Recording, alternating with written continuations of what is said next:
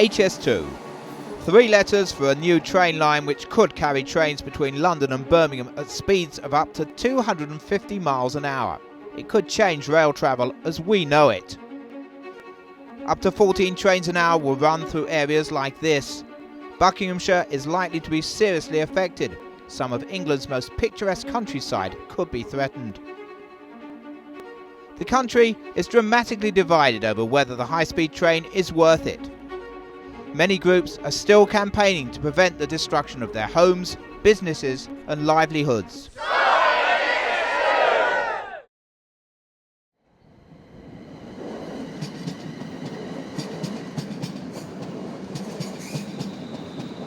After much debate in January 2012, the government gave the green light to the new £32.7 billion high-speed rail network.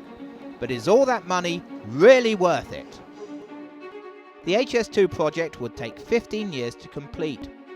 The first phase is the line from London to Birmingham. Target date 2026. Cost £17 billion, cutting the time of the fastest journey from 1 hour and 24 minutes to 49 minutes. The next phase in 2032 includes the line extension to Manchester. Total journey time to London, 73 minutes. Then on to Leeds. Journey time to London, 80 minutes. Euston Station will be transformed into a mega terminal for high-speed trains. The whole area will be redeveloped, ready for 2026. Many commuters will benefit from this massive change to the network, but others will struggle to come to terms with it. I feel sorry for everyone's homes it's going to go past, and like if you choose to live in the countryside, you try to get away from the city. The commuter distance journeys will not be reduced significantly. I think there are vested interests here which are being put above the interests of the public. I think it's very unfair on a lot of people. Is it worth it for the city people? I don't know.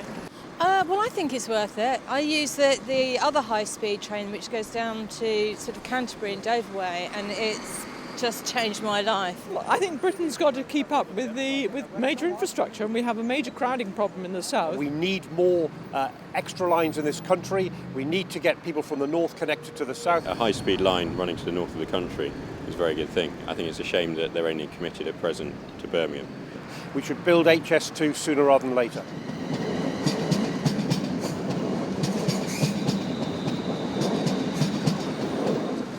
The area around Euston itself will be dramatically affected by the project.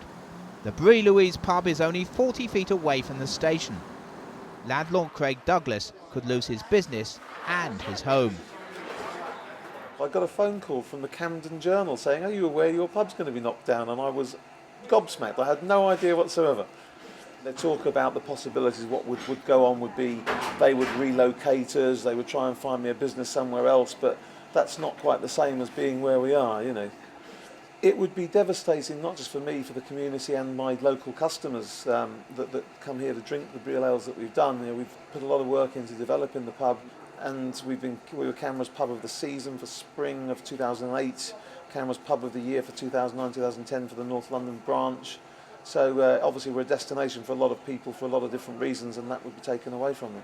So yeah, it would have a massive effect on us.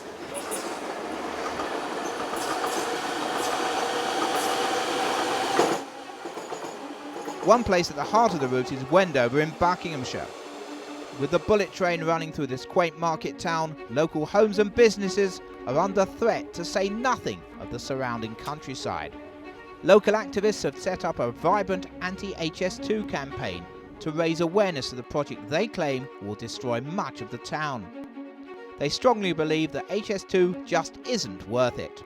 The Shoulder of Mutton pub will be seriously affected by any development. Well, I don't believe the government's positives are really necessary, because basically it's going to be affecting spending all this money, and it could be used for better things such as education, jobs for people.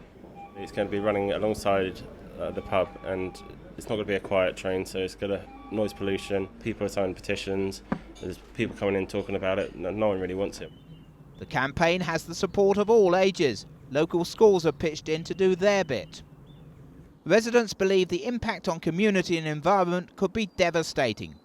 Peter Dorasamy is an enthusiastic member of the campaign. when you look at the big picture, it really is worrying. We really need to actually begin to look after our own national resources as it is. We've already got a good transport system. What's the point of cutting the village and the countryside in half to join up the cities? The cities slickers are the ones who are pushing it, and they put so much money into the party political coffers that they are calling the shots. You know, it's as if what we've exported to other countries for their resources and plundered their land is coming back to haunt us.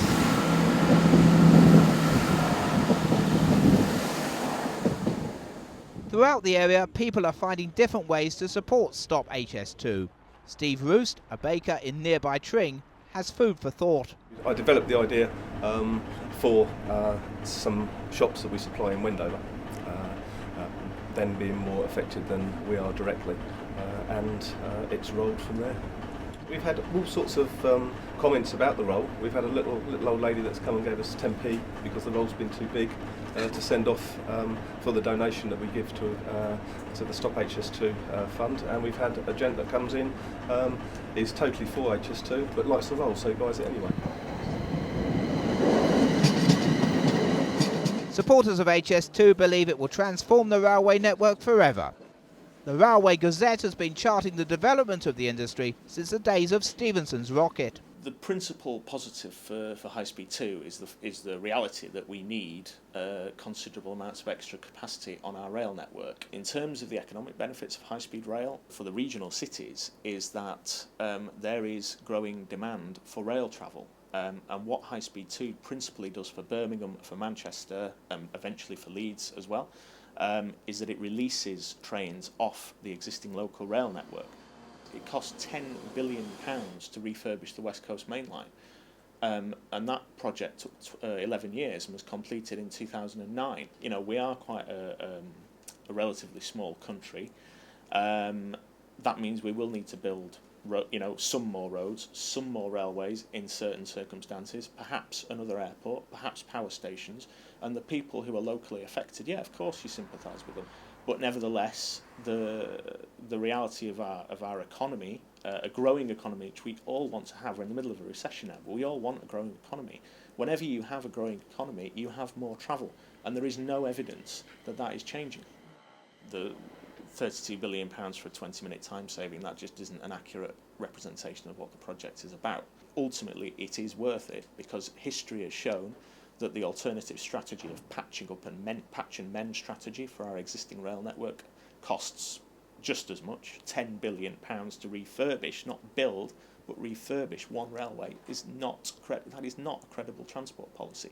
Therefore, yeah, it's a huge amount of money, but it's still worth pressing ahead with. Although HS2 looks set to go ahead, passions still run high in villages such as Burton Green near Coventry. These protesters made their way to local beauty spot Cubbington Wood to oppose what they describe as a white elephant. We're marching today because it's the second anniversary of the announcement of HS2, so we've got a series of walks up and down the line, walking the bits of the countryside that will be lost if HS2 goes ahead. There's lots of people that HS2 is affecting, far more than they're saying. And there's people who they simply haven't written to at all or engaged in 2 years. Because a great many villages and communities all up and down the line will be affected very, very badly indeed. My farmland, it backs onto this greenway in two places, the land I farm, either side of Borsall Common. So, could lose a sizable area. It's one line between Birmingham and London and then beyond, but I cannot see how that benefits everyone in the country. The arguments will continue, but both camps seem as far apart as ever.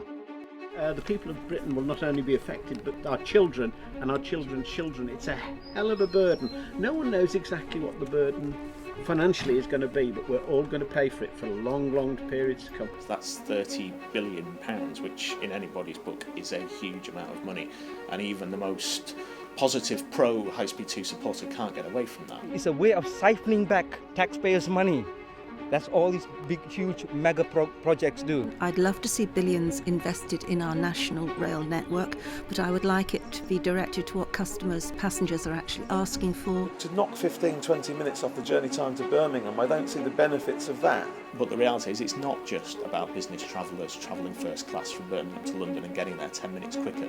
It couldn't be further from the truth, that argument, to be honest. It's about getting more local trains, more regional trains onto our existing rail network by releasing the capacity. Now, at 6 o'clock in the morning you may very well be shoveling people onto the trains. At 11 o'clock in the morning there's going to be a man and a dog won't go. I think the UK is unique in that it has a lot of very beautiful countryside. I think it goes through the countryside in quite a sort of sympathetic way. I don't think it's spoiling too much. They have never lived here, but they can make decisions on the lives of others. I can sympathise if it's coming past your house, and I can sympathise that it is a rural area, of course. But the reality is that we will always need to build things.